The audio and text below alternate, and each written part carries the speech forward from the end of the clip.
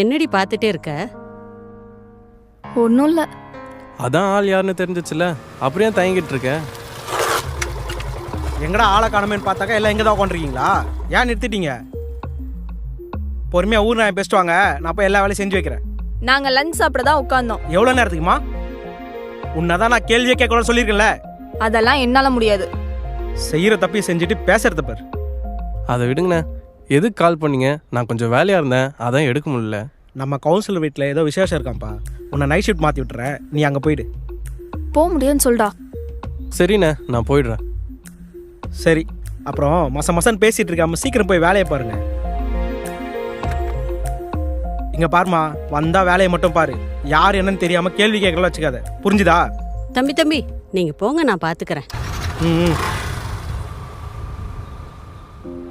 நீ ஏன் டென்ஷன் ஆகுற?